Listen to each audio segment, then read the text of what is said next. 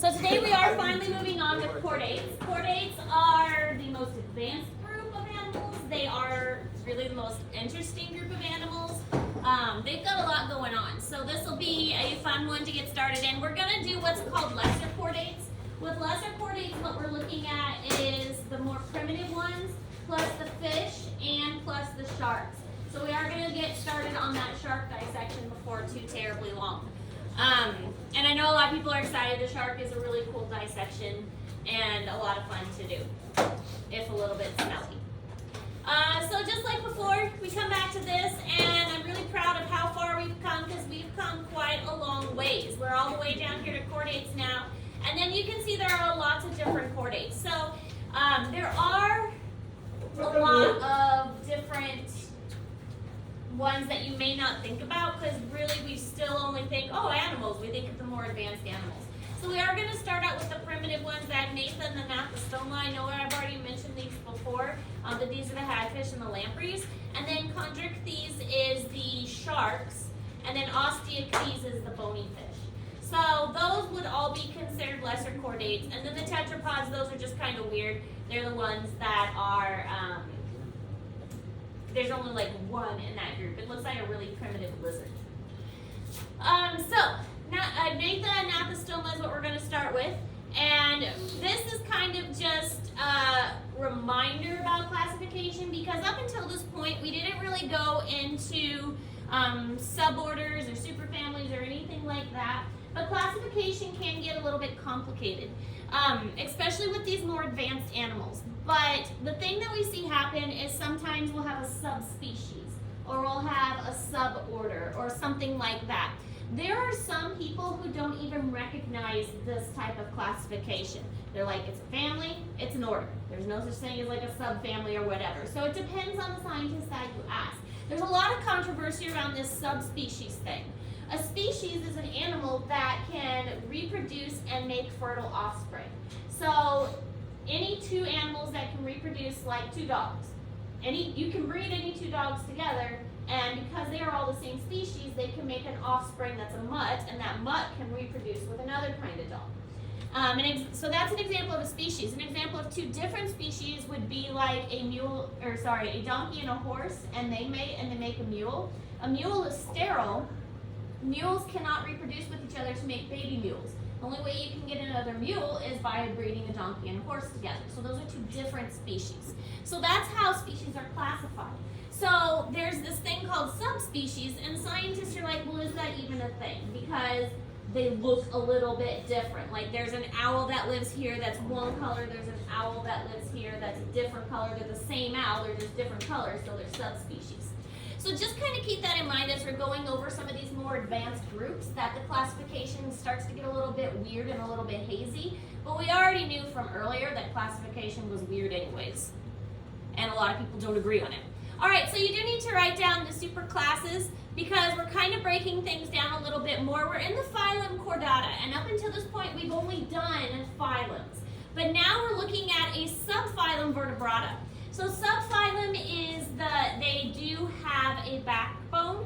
From your research that you did with like the after test assignment and stuff, you'll notice that a notochord is a little bit different. A notochord is a hollow tube that the spinal cord will travel through. It's not necessarily a backbone. But the notochord is present in all of these chordate animals. So Vertebrata is now looking at the ones that actually have vertebrae present. So we're starting to get into bones. Again, with the sharks, though, they mostly have a cartilaginous skeleton, but they still have that notochord, so they still fall in the phylum Chordata. Superclass Agnatha are jawless fish, and these are the hagfish and lampreys. And then the superclass Anathostoma, these are the cartilaginous fish and the bony fish. So Osteichthyes and Chondrichthyes will be in here. So superclass Agnatha is the hagfish and the lampreys, and they do not have a jaw. And those are the ones we'll talk about first. So you can see it gets a little confusing, subphylum, superclass, and so on. But it's just how they're dividing things out at this point.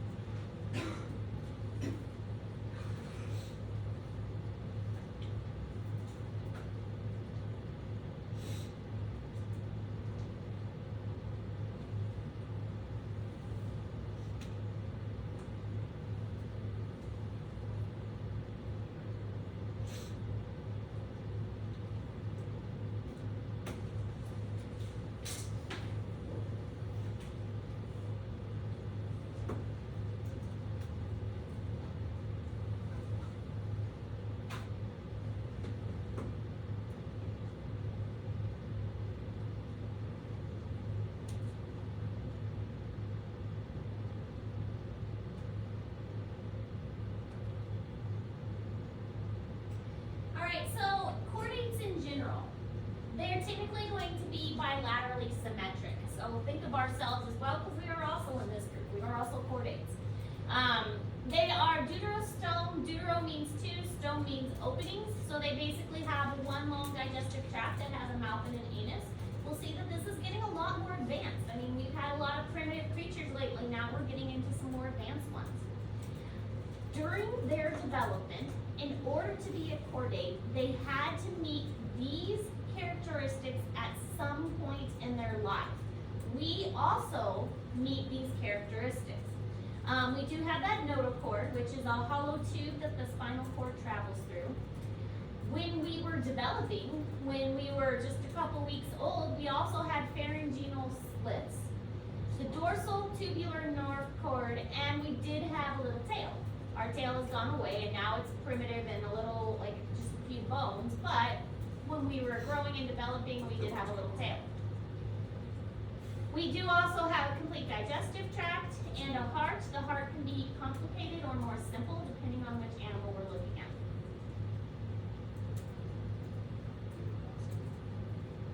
So we're definitely going to start getting into some more familiar groups of animals, some more familiar structures too.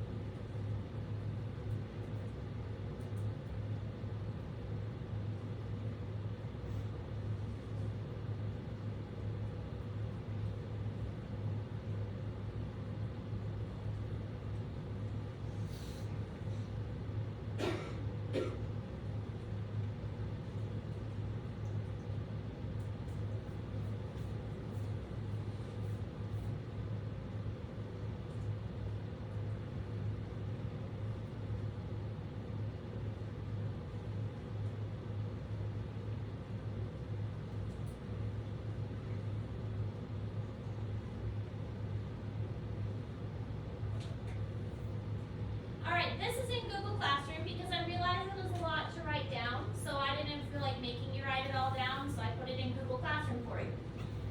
It's just a little more definition about what those different characteristics are. So notochord is a hollow tube that the spine goes through, usually turns into bone or cartilage in an adult. The pharyngeal slits are slits in the neck region that are used for filter feeding in the past. Some of them are used as gills, others only are in the embryo, so obviously we don't have slits in our neck, so it's gone away in us. But we did have them when we were developing. Dorsal hollow nerve cord is the spine in the brain and this allows for complex senses, complex thinking, complex responses, so it helps us be really smart. Oh, mine's Post-anal tail is lost or reduced in some species, such as us, but many animals still have that tail. So again, you don't have to write all this down. You do need to know it, but it is in Google Classroom for you. I see some people writing, so I'll go ahead and write them.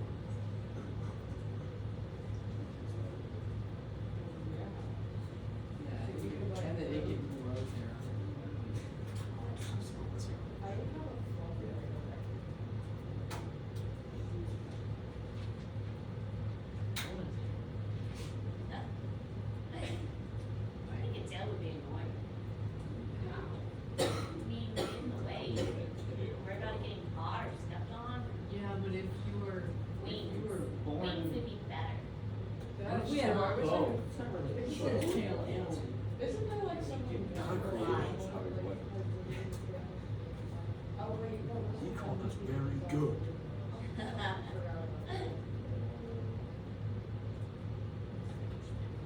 Dragons have tails and leaves.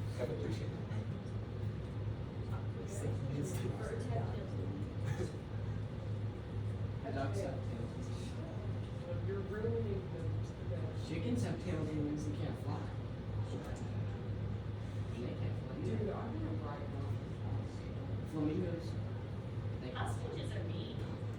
That's aggressive. Oh, so you know how I figured out you can indeed shoot yourself in the face with it. The what? It's a VR game Oh, and it's a shooting game. it's a VR thing.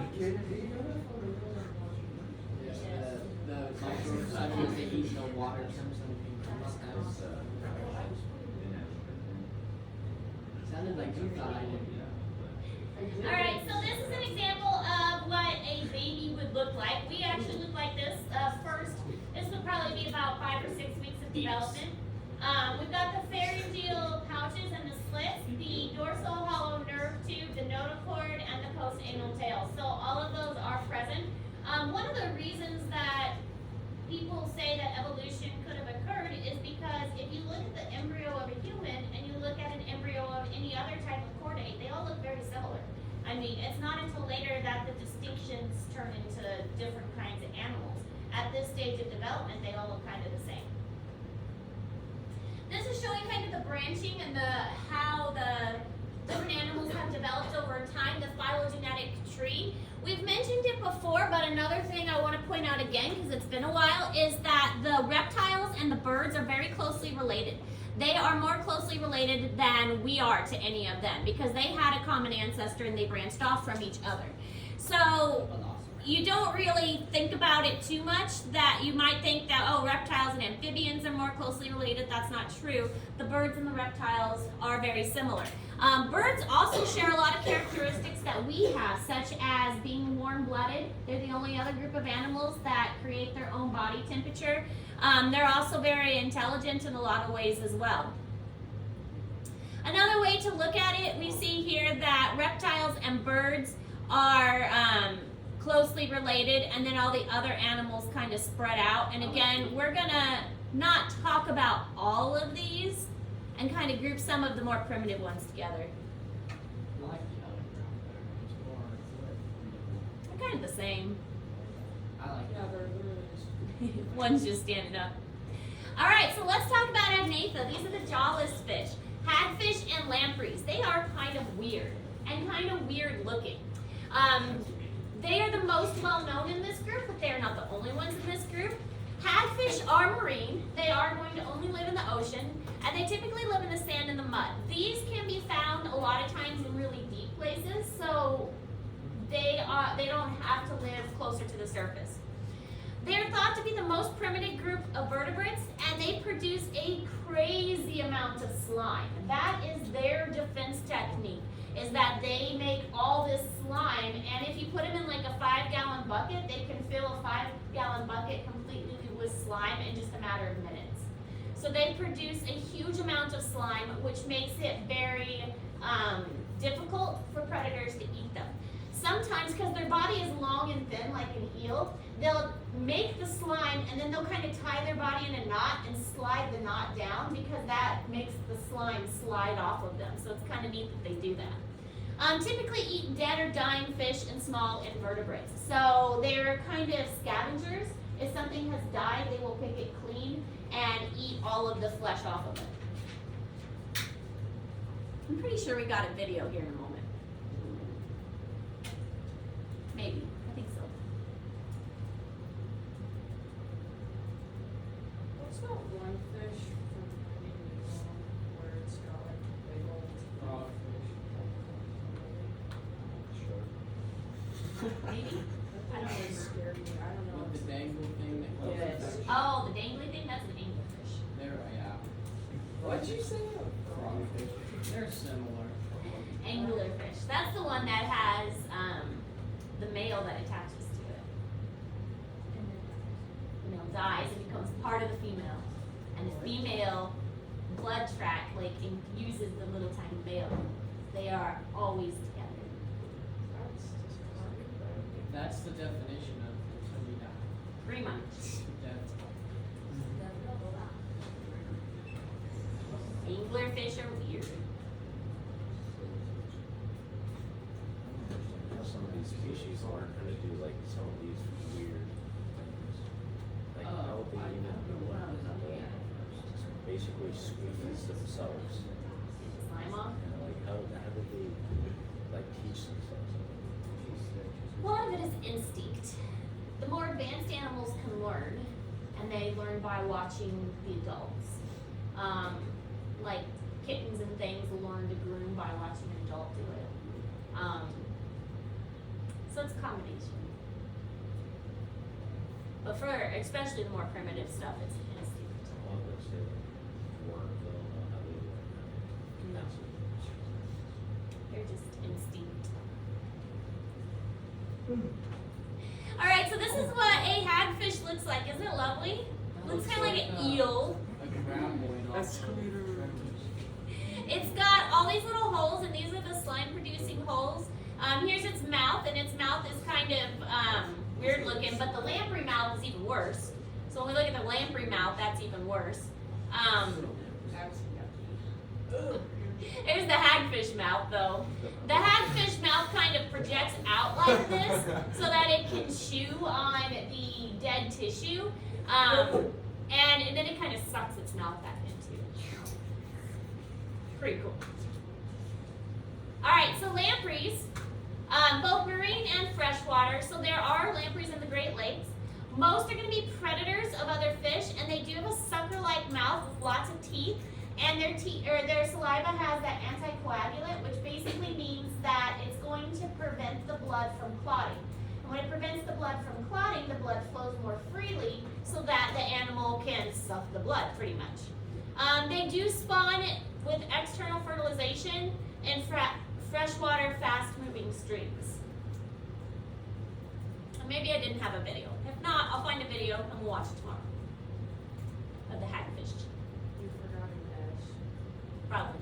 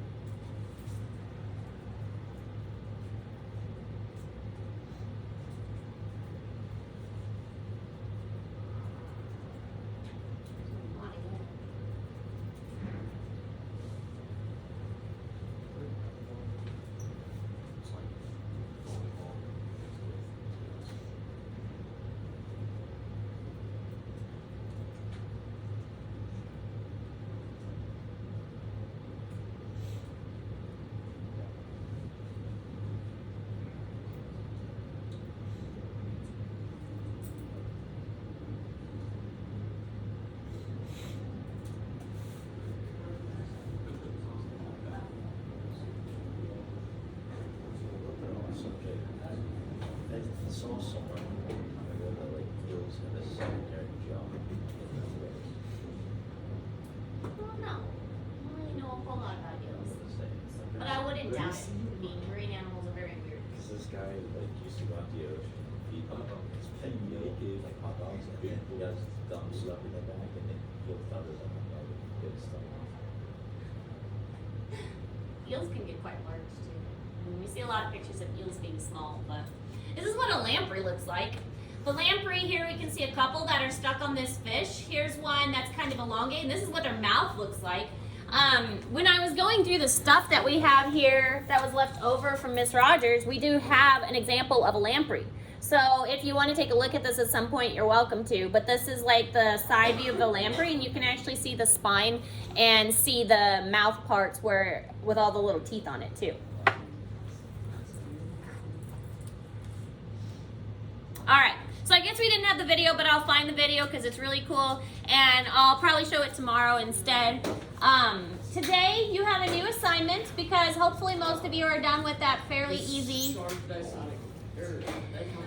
shark dichotomous key. The shark dichotomous key is working on shark classification, and it's getting you familiar with the parts of a shark, like the different fins, the different things to look for, and different characteristics.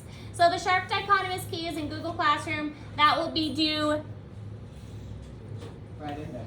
I'm saying this Friday, because that's the only other assignment we have aside from the video. So we'll say this Friday. Monday? I'll think about it. Say this Friday. All right, any questions? All right, get to work.